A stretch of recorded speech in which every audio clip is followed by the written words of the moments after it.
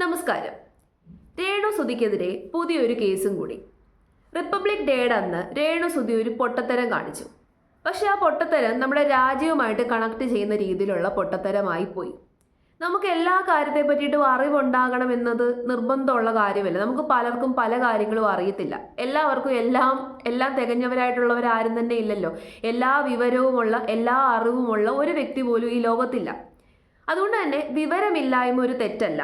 പക്ഷേ വിവരമില്ലായ്മ അലങ്കാരമായിട്ട് കൊണ്ടു നടക്കുന്നത് തീർച്ചയായിട്ടും തെറ്റാണ്.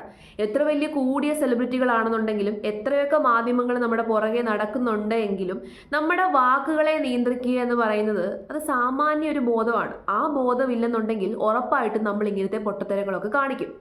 അപ്പൊ എന്ത് പൊട്ടത്തരമാണ് രേണുസുധി കാണിച്ചത് എന്നുള്ളത് ഒരു വീഡിയോയിലൂടെ ഞാൻ നിങ്ങൾക്ക് കാണിച്ചു തരാം. ഭാരതം എന്ന് പറയാലോ. ഭാരതം എന്ന് പറയാം. വന്ദേ മാതരം എന്നും പറയാം, ഭാരതം എന്നും പറയാം. വന്ദേ ഭാരത് അതെ, എന്നാലും പറയാം. ഭാരതം എന്ന് പറഞ്ഞാൽ നമ്മുടെ ഇന്ത്യ അല്ലേ, അങ്ങനെയും പറയാം. ഓക്കെ, വന്ദേ ഭാരതം. എന്താണ് കേട്ടല്ലോ. ഇത്തരം വിവരമില്ലായ്മകളൊക്കെ സോഷ്യൽ മീഡിയയിൽ നിറയാനുള്ള ഒരു മെയിൻ കാരണം എന്ന് പറയുന്നത് ഇതുപോലെയുള്ള ആൾക്കാരുടെ പുറകിൽ ഒരു കാര്യവുമില്ലാതെ രാവിലെ തന്നെ ഈ ക്യാമറയും തൂക്കി പിടിച്ചു പോകുന്ന ചില ഓൺലൈൻ മീഡിയാസ് ആണ്. ചുമ്മാ എന്തെങ്കിലുമൊക്കെ ചോദ്യങ്ങൾ ചോദിക്കും, അവരുടെ വായിൽ നിന്ന് എന്തെങ്കിലുമൊക്കെ പൊട്ടത്തരം വരും, അത് ഒരു ഉളുപ്പുമില്ലാതെ ഇങ്ങനെ സോഷ്യൽ മീഡിയയിൽ വന്ന് അങ്ങ് അപ്ലോഡ് ചെയ്തുകൊണ്ടിരിക്കുകയാണ്. ഇപ്പൊ രേണുസുധി ഇവിടെ പറയുന്നുണ്ട് വന്ദേ ഭാരതം എന്ന്. അതൊരാൾ തിരുത്തി കൊടുക്കുന്നുമുണ്ട്. വന്ദേ ഭാരതം എന്നല്ല, വന്ദേ മാതരം എന്നാണെന്ന്. എന്നാൽ ആ തിരുത്തി കൊടുക്കുമ്പോൾ ഒന്നെങ്കിൽ അത് അക്സെപ്റ്റ് ചെയ്യുക, അല്ലെന്നുണ്ടെങ്കിൽ ആ കോൺവെർസേഷനെ അവിടെ സ്റ്റോപ്പ് ചെയ്യുക എന്നുള്ളത് നമ്മളുടെ ഒരു ഔചിത്യമാണ്. എന്നാൽ രേണുസുധി അങ്ങനെ ചെയ്യുന്നില്ല. പിന്നെ റിപ്പീറ്റ് ആയിട്ട് അത് പിന്നെയും പറഞ്ഞ് ആ കോൺവെർസേഷനെ വികൃതമാക്കിക്കൊണ്ടിരിക്കുകയാണ്.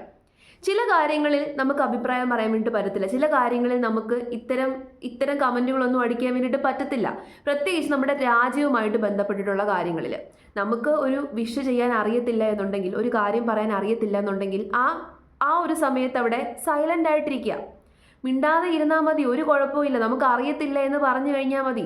അല്ലെന്നുണ്ടെങ്കിൽ രേണുവിന് അറിവില്ലായ്മ കൊണ്ട് പറ്റിയതാണ് എന്ന് പറഞ്ഞിട്ട് അത് തിരുത്താമായിരുന്നു. പക്ഷെ തിരുത്തുന്നതിന് പകരം പിന്നെയും ആ കോൺവെർസേഷൻ റിപ്പീറ്റ് ചെയ്ത് ആ ഒരു ഭാഗത്തെ വികൃതമാക്കി മാറ്റി. അത് തെറ്റാണ്.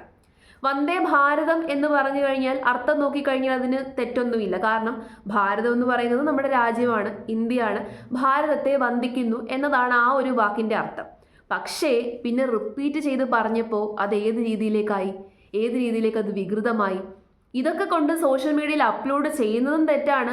ഇങ്ങനെ സോഷ്യൽ മീഡിയയുടെ മുമ്പിൽ വന്ന് വിളിച്ചു പറയുന്നതും തെറ്റാണ്. അതാണ് ഞാൻ പറഞ്ഞത്, പൊട്ടത്തരം കാണിക്കുകയാണ്. നമ്മളിങ്ങനെ വിവരമില്ലാതെ എന്തെങ്കിലുമൊക്കെ വിളിച്ചു പറഞ്ഞു കഴിഞ്ഞാൽ അത് നമ്മളെ കുഴിയിലേക്ക് കൊണ്ട് ചാടിക്കുമെന്നത് നമ്മൾ ആദ്യം മനസ്സിലാക്കുക. രേണു വിചാരിച്ചു വെച്ചിരുന്നത് രേണു ഇപ്പോൾ വലിയ കൂടിയ സെലിബ്രിറ്റിയായി, മാനേജറെയൊക്കെ വെക്കുന്നുണ്ട്, ഒരുപാട് കാശുണ്ട്, ഒരുപാട് സ്റ്റേജ് പ്രോഗ്രാം കിട്ടുന്നുണ്ട്, പല രാജ്യങ്ങളിലേക്ക് പോകാൻ സാധിക്കുന്നുണ്ട്. അതൊക്കെ രേണുവിൻ്റെ ഭാഗ്യമാണ്. അതൊക്കെ നല്ല കാര്യമാണ്. രേണുവിന് അങ്ങനത്തെ സക്സസ് ഉണ്ടാകട്ടെ, ഇനിയും അങ്ങനത്തെ സക്സസ്സുകൾ ഉണ്ടാകട്ടെ. പക്ഷേ ഈ സക്സസ് ഒക്കെ അർഹതപ്പെട്ടവരുടെ കയ്യിലേക്കായിരിക്കണം കിട്ടേണ്ടത്. അതൊന്നാമത്തെ കാര്യം. അർഹതപ്പെട്ടവരുടെ കയ്യിലല്ല ഇതൊന്നും കിട്ടുന്നത് എന്നുണ്ടെങ്കിൽ ഇതുപോലുള്ള പൊട്ടത്തരങ്ങൾ നമ്മൾ കേൾക്കേണ്ടി വരും.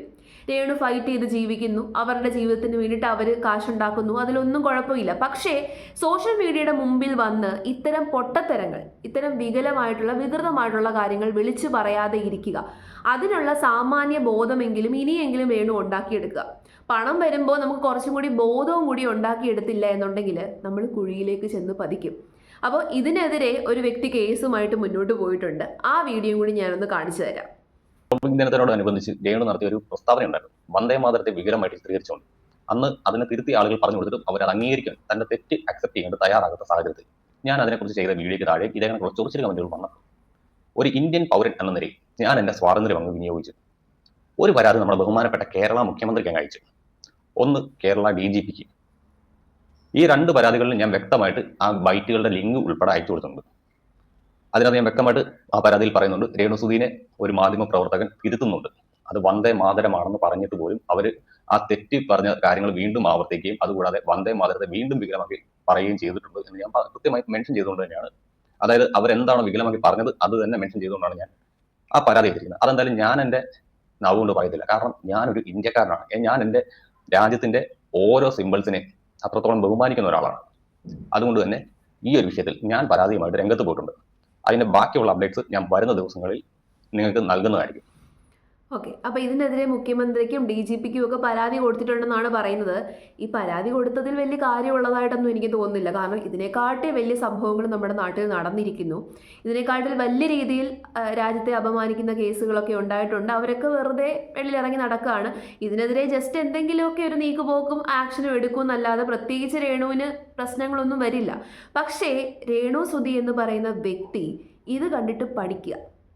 അറ്റ്ലീസ്റ്റ് ഇനിയെങ്കിലും വന്ന് മാധ്യമങ്ങളുടെ മുമ്പിൽ എന്തെങ്കിലുമൊക്കെ സംസാരിക്കുന്ന സമയത്ത് അത് അർത്ഥമുള്ള കാര്യമാണോ സംസാരിക്കുന്നത്, വേണ്ട കാര്യമാണോ സംസാരിക്കുന്നത്, താൻ ബോധത്തോടു കൂടിയിട്ടാണോ സംസാരിക്കുന്നത് എന്നുള്ളത് ചിന്തിച്ച് പ്രവർത്തിക്കുക. അങ്ങനെ ചിന്തിച്ച് പ്രവർത്തിച്ചില്ല എന്നുണ്ടെങ്കിൽ രേണു തന്നെ സ്വയം കുഴിയിലേക്ക് പോയി വീഴും. ഇപ്പോൾ വീഴുന്ന കുഴികളിൽ നിന്ന് രേണുവിന് സ്വയം എഴുന്നേറ്റ് വരാൻ വേണ്ടിയിട്ട് സാധിക്കുന്നുണ്ട്. പക്ഷേ നാളെ ഒരു വലിയ പടുകുഴിയിലേക്ക് പോയി വീഴുവാണെന്നുണ്ടെങ്കിൽ അവിടെ നിന്ന് ചിലപ്പോൾ എഴുന്നേറ്റ് വരാൻ വേണ്ടിയിട്ട് സാധിക്കത്തില്ല. അവിടെ കിടന്ന് കൈകാലിട്ട് അടിച്ചു കഴിഞ്ഞാൽ ആരും അവിടെ വന്ന് രക്ഷിക്കാനൊന്നും വരത്തില്ല. ഇപ്പോൾ കൂടെയുള്ള ഒരുപാട് ആൾക്കാരുണ്ട്. ഇപ്പോൾ രേണു സുധിയുടെ ഈ ഒരു നെഗറ്റീവ് പബ്ലിസിറ്റി രേണു സുധിക്ക് കിട്ടിക്കൊണ്ടിരിക്കുന്നത് പോസിറ്റീവ് പബ്ലിസിറ്റി ആണെന്ന് ഒരിക്കലും പറയാൻ വേണ്ടിയിട്ട് സാധിക്കത്തില്ല. പോസിറ്റീവ് ആയിട്ടുള്ള രീതിയിലുള്ള പബ്ലിസിറ്റി അല്ല രേണു സുധിക്ക് കിട്ടിക്കൊണ്ടിരിക്കുന്നത്, നെഗറ്റീവ് ആയിട്ടുള്ള രീതിയിലുള്ള പബ്ലിസിറ്റിയാണ്. ഈ നെഗറ്റീവ് പബ്ലിസിറ്റിയുടെ ഒരു പ്രത്യേകത അത് ഈ എന്താന്ന് പറയുന്നത്, ഈ കാട്ടുതീ പോലെയാണ്. അത് പെട്ടെന്ന് അങ്ങ് പടരും, പക്ഷേ പെട്ടെന്ന് അണയുകയും ചെയ്യും. അപ്പോൾ ഈ നെഗറ്റീവ് പബ്ലിസിറ്റി എത്രത്തോളം കൂടുന്നോ അത്രയും ആൾക്കാർ നമ്മുടെ ഒപ്പം വന്ന് ഇങ്ങനെ കൂടും. കാരണം നെഗറ്റീവ് പബ്ലിസിറ്റി ഉള്ളവരുടെ കൂടെ കൂടിക്കഴിഞ്ഞാൽ നമുക്കും പെട്ടെന്ന് വൈറലാകാൻ വേണ്ടി സാധിക്കും. സോഷ്യൽ മീഡിയയിൽ എങ്ങനെയൊക്കെ വൈറലാകണം എന്നുള്ളതാണല്ലോ ആൾക്കാർ ചിന്തിച്ച് വെച്ചിരിക്കുന്നത്. അപ്പോൾ അങ്ങനെ വൈറലാകാൻ വേണ്ടിയിട്ട് മാക്സിമം ഇവരുടെ കൂടെ ഇങ്ങനെ കൂടും. അപ്പോൾ നമ്മൾ വിചാരിക്കും നമ്മളുടെ നന്മയ്ക്ക് വേണ്ടിയിട്ടാണ്, നമ്മളുടെ നല്ലതിന് വേണ്ടിയിട്ടാണ് ഇത്തരം ആൾക്കാർ നമ്മുടെ ഒപ്പം കൂടുന്നത് എന്ന്. പക്ഷെ അങ്ങനെയല്ല. നമ്മളൊരു വലിയ പടുകുഴിയിലേക്ക് വീണ് കഴിയുമ്പോൾ മാത്രമായിരിക്കും അവരങ്ങനെയല്ല എന്ന് നമ്മൾ മനസ്സിലാക്കുന്നത്. അന്നേരത്തേനും സമയം ഒരുപാട് വൈകിക്കഴിയും. ഒരുപാട് പോലീസ് കേസുകൾ ഇപ്പം തന്നെ വന്നേക്കുന്നു. എത്ര കേസുകളാണ് വന്നേക്കുന്നത്. പലതും അനാവശ്യമായിട്ടുള്ള കാര്യങ്ങളാണ്, ചിലത് ആവശ്യമുള്ള കാര്യങ്ങളായിരിക്കാം. പക്ഷേ ഇനിയെങ്കിലും പഠിക്കുക. എനിക്ക് ഇത്രയും വിവരമേ ഉള്ളൂ, എൻ്റെ വിവരമില്ലായ്മ എനിക്കൊരു അലങ്കാരമാണ് എന്ന് പറഞ്ഞ് കൊണ്ടു നടക്കുന്നത് അത്ര വലിയ കാര്യമൊന്നുമല്ല, അത്ര വലിയ സംഭവമൊന്നുമല്ല. രേണു പലപ്പോഴും ഇട്ടുകൊടുക്കുകയാണ്, നെഗറ്റീവ് പബ്ലിസിറ്റിക്ക് വേണ്ടിയിട്ടുള്ള കാര്യങ്ങൾ ഇട്ടുകൊടുക്കുകയാണ്, മനഃപൂർവ്വം ഇട്ടുകൊടുക്കുകയാണ്. രേണു തന്നെ പറയുന്നു പലരും എന്നെ വേട്ടയാടുന്നു എന്ന്. അല്ല, വേട്ടയാടാനുള്ള കാരണം ഇട്ടുകൊടുക്കുന്നത് രേണുവാണ്. ശരിക്കും പറഞ്ഞു കഴിഞ്ഞാൽ രേണു എന്ന് പറയുന്ന വ്യക്തി നല്ലൊരു വേട്ടക്കാരിയാണ്. സ്വയം ഇരയാണ് എന്നുള്ള ആ ഒരു ഇമേജ് എടുത്ത് അണിഞ്ഞു വെച്ചേക്കുന്ന ഒരു നല്ല വേട്ടക്കാരിയാണ് രേണു. തന്നെ വേട്ടയാടാൻ വേണ്ടിയിട്ടുള്ള കാര്യങ്ങൾ രേണു അങ്ങോട്ട് ഇട്ട് കൊടുക്കുകയാണ്. അതാണ് രേണു ചെയ്തുകൊണ്ടിരിക്കുന്നത്. ഇപ്പോൾ തന്നെ ഒരു മുസ്ലിം യുവാവിൻ്റെ കാര്യം എടുത്തിടുന്നുണ്ട് സോഷ്യൽ മീഡിയയിൽ. അതും രേണു തന്നെ ക്രിയേറ്റ് ചെയ്യുന്നതാണ്. എത്രയും നാൾ ഈ തീ ഇങ്ങനെ അണയാതെ നിൽക്കുന്നോ അത്രയും നാൾ രേണുവിന് അത് ബെനിഫിറ്റാണ്. അതിന് വേണ്ടിയിട്ട് ഓരോരോ കാര്യങ്ങൾ ഇങ്ങനെ ഇട്ട് കൊടുക്കുകയാണ്. പക്ഷേ അതിൽ ഇത്തരം പൊട്ടത്തരങ്ങൾ വരുമ്പോൾ അത് രേണുവിന് നാശത്തിലേക്കായിരിക്കും കൊണ്ടുപോവുക.